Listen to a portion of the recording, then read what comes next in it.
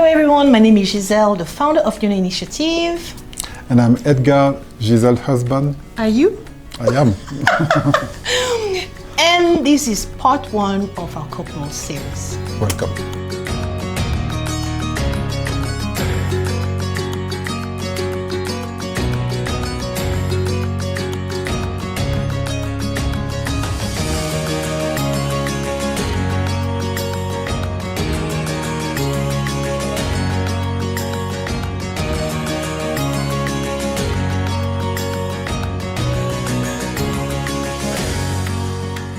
Hello everyone, my name is Gisele. I am married and a very proud mother of a son called Louis Christophe. I am originally from the Central African Republic. I have a background in public relations and I am the founder of Neurodiverse Initiative Foundation. Hello everyone, my name is Edgard. I'm Gisele's husband. I'm very proud dad of Louis Christophe. I work in the telecom industry. I have a background in law. We are here today to share a little bit about our journey as a parent, but not just any parenting story, I may say, because our son was diagnosed with autism spectrum disorder at an early age, and we would like to share a little bit how life or how our journey has been, and maybe tell you a little bit also about Neurodiverse Initiative Foundation. Autism is rising everywhere and we find it very important as parents to share what we go through and which could be similar to what you guys are also going through. So how did I come up with Neurodiverse? Actually, it came up after a devotion I had with God, and I was just asking him the reason why he had allowed autism in our family, and knowing that nothing happens without a reason. And actually there's a verse who says all things work together for those who know God and who love him. And all of a sudden I'm like, hey, but our son has been going to church since we've been in Kenya, but the Sunday school, they don't really know what to do with him. That's how Neurodiverse was born, and we have been now close to 5 years advocating for the inclusion of people, especially kids, in the church. And we do that inclusion through awareness session, through trainings, and we also do give support to families through psychosocial sessions. And I have a wonderful team. We have an occupational therapist, a special educator, a good communication team, a psychologist. So for me it was actually, and I think I've never said it before, but Neurodiverse has been also a therapy for me. And some of the parents I've met, actually all the parents I've met, were a source of inspiration and courage and hope. And it gave me, actually, they fed me to continue to fight also for my son, and to give the best, to just contribute to autism awareness. So it has been, Neurodiverse really has been one of the most beautiful human experience. It really showed me the real definition of humanity, and I'm so blessed and so glad that God has given me this responsibility, you know. And I have, again, a wonderful team, a wonderful support system, my husband, my family, my friends, and I'm looking forward to do more in Kenya, in Dubai, where I live, and in the world, yeah. Neurodiverse is a Kiswahili word that means see me, because we believe that community people should see the children for themselves and not for the condition. So that's why Gisele chose the name Neurodiverse, which means see me in Kiswahili, in Kenya, where the foundation was born. But it's more important to be there for the people who are affected and their families, and to treat them with dignity and to offer them the best that society can give, including education. I am a believer, this is no secret. There was a time where we used to pray for our son, but not praying with our son, thinking that he wouldn't understand anything anyway. And that was a huge mistake on our behalf, because we all have a soul, we all have a spirit, and of course a body. And the part that communicates with God is the spirit. The spirit. So if my child has a spirit, no matter what I see, he's there, and he needs to have that connection with God. So Nione advocates for the discipleship, for the connection with our Creator, with our God. And it's really beautiful, because most churches where we went to, they forgot that part. And we have seen the result in my child's life. No matter what you say, it bears fruit. What you say spiritually, it does bear fruit.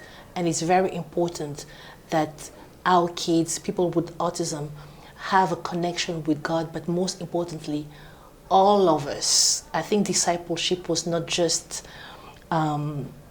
for certain people, it's for all of us, including those with disabilities, including those on the spectrum. How did we meet?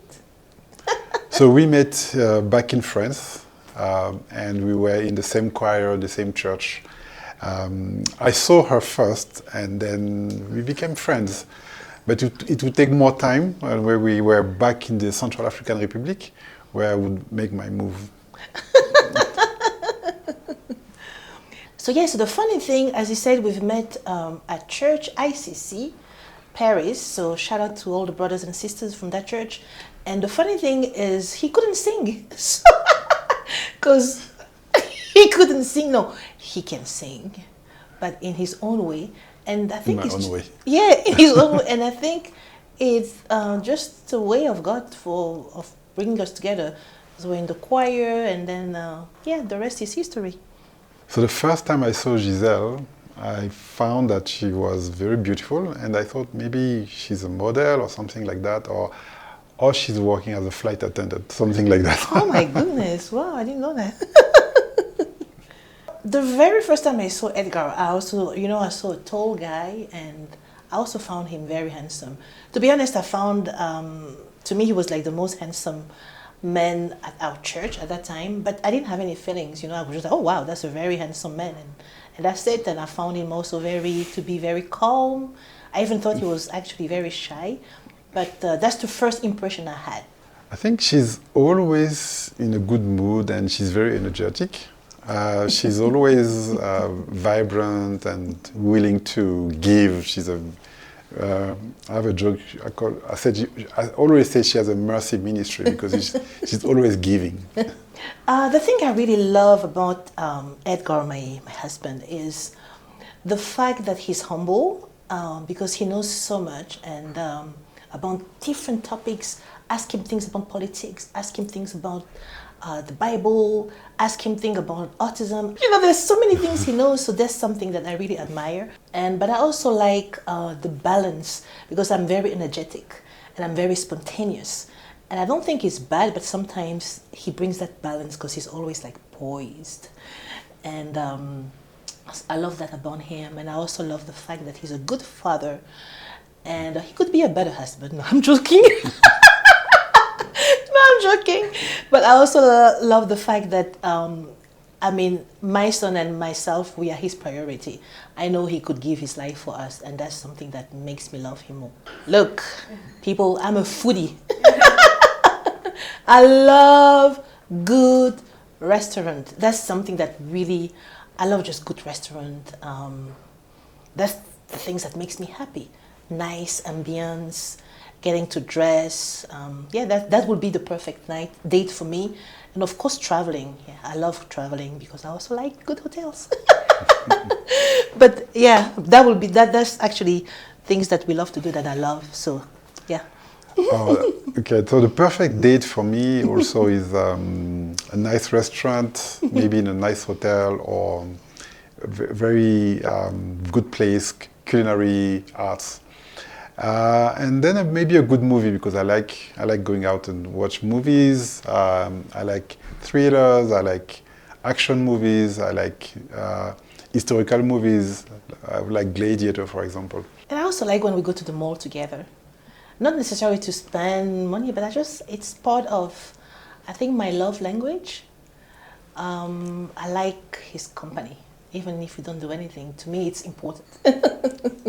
16. Yeah, 16. Oh no, yeah, almost 17, sorry. 16 years, because yeah, we 16. married in 2009. Yeah, 16. So you can say 16 years. Well, you just realize that you discover your partner every single day, or maybe I'm not going to say every single day, but there are different seasons. Because we grow, we mature, and with that growth and maturity, you change. And when it comes to us, I think we've changed for the better. I hope. So, and like, for example, you also realize that you come also into like a clash of character.